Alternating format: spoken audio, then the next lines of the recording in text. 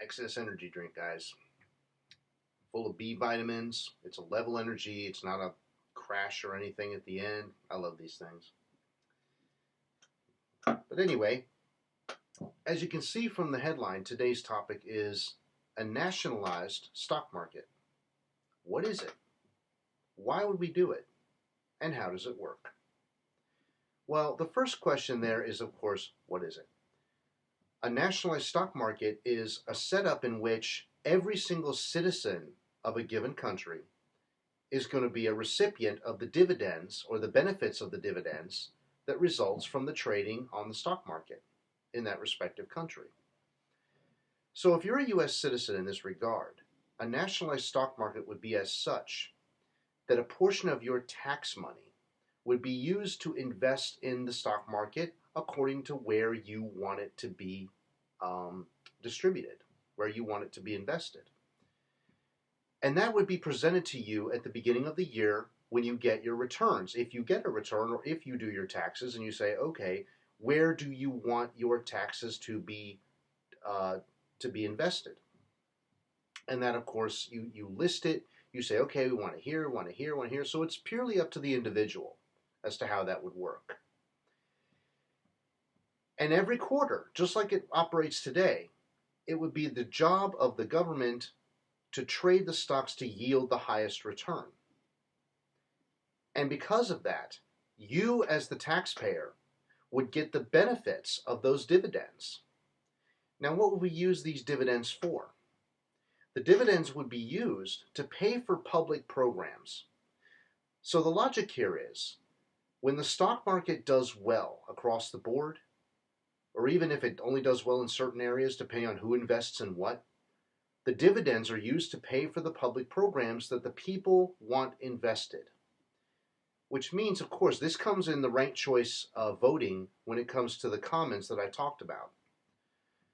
So when you have basic commons that are listed, right? Let's say you had 10 of them, like I've been saying in previous videos. And you say, you take 1 to 10, you rank all the basic commons of where you want your tax money used. Well, part of how this would work is that your investments, not taxation, but investment, goes into the market. And the dividends each quarter, hopefully, if the market does well, will add on to what you would be spending on those public programs. Now, the taxation part, the gratuitous taxation to make up for any losses, would come into play wherever it falls short. All right? I hope everybody's with me so far. So that's how that would work. And the public programs, of course, is decided by the people in the ranked choice system. So let's say number 1 was healthcare, number 2 was the military, number 3 was education, number 4 is infrastructure. You get the point, okay? And so when that happens, the amount of money that comes from the dividends is what's used to pay for the program. So all the employees, all the facilities, everything that goes into caring for these things, that's how you fund it. And regular taxation takes over whenever you run out of those dividends. So the better the market does in this regard, okay, the more people have jobs, the more income there is among more Americans, the more companies that have a presence in the stock market, the bigger that stock portfolio can get, the bigger the dividends can get, the more money we would have as a result to pay for public programs, and the taxation would be minimal. So again, I talked about this in a bygone video from a year or two ago maybe, that said minimum investment, maximum yield. That's how that would work. Okay? So that's a couple of things. That's what it is, and that's how it works. Now why would we even do this? Well, in part because of the privatization of the stock market and the predatory nature of that particular game. You want to take away the ability of these financial predators to gouge the people and get rich off our dime. You put the people in control of this particular entity as opposed to private interests. Then that particular market, based on the trading, would favor everyone in the country rather than just a handful of greedy oligarchs. So at that point, you get the benefits.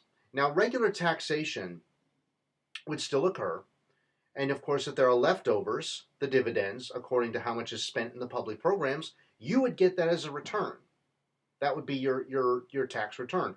And the system would be set up as such that you wouldn't need to do any extra work like we do now with when we have to get our 1040s and easy forms and whatever else it is that comes into like owning a business and so on and so forth. All of that would already be done for you. Throughout the year, it's already done. And I think they do this a similar way in Sweden. So we have somewhere we can go to for inspiration on how to do it. But now we got that under wraps, or not under wraps, what am I trying to say here? I'm sorry. I'm a little out of it lately. But that's why we would do it, because we want to get rid of the predators that are getting rich off of our labor, off of our dime, without putting in any real value into the economy, okay? Get rid of the sharks. That's the point of it. You nationalize the stock market, you make the entire country the recipients of the benefits of those dividends. And we use the dividends in two ways. Again, to pay for the programs financially, so the trading that yields the dividends, the money we get back, that pays for everything we need for the public programs without taxing people too much. And sometimes people will get a return. The returns, it'll be up to the voters. Do they want to keep the returns for themselves? Or do they want to reinvest it into the stock market in other ways? And that would yield even more to pay for the public programs, which could yield even more on the back end. So it's very similar to how it works in the private sector today. But it is a way to fund as many programs as we need, depending on how much dividends we get out of that stock market and how many companies have a presence there. The more companies that do that, the more we can pay for public programs. Or even more so over time, we could pay for other things like a UBI. Think about that. You know, it's not just healthcare, it's not just education, it's not just the military and police, it's also UBI. But again, wherever we decide to do this, taxation would come into effect where we fall short. So a little extra would be added on the next year, depending on what's needed. And there would be strict oversight of this. The CGA would be the one that looks over this. The Constitutional Guardians of America, part of their job would be to do this. Remember what I said in a previous video about how if they don't listen to the will of the people, as far as the rank choice is concerned, then after a given period, I would say 30 days probably, the CGA would pick it up and submit it to the Treasury, and it would automatically be dispersed then, so you wouldn't have to worry about it. So that's how that would work. If anybody has any questions about why, about how, where, why, whatever the case may be, because I've had a lot of skeptics about this. I also have a lot of people who agree with this. I really just wanted to do a quick video as to how this market would work, why it would work, and hopefully straighten some things out for anybody who has any questions. So I hope you guys found this informative, and I will be back later.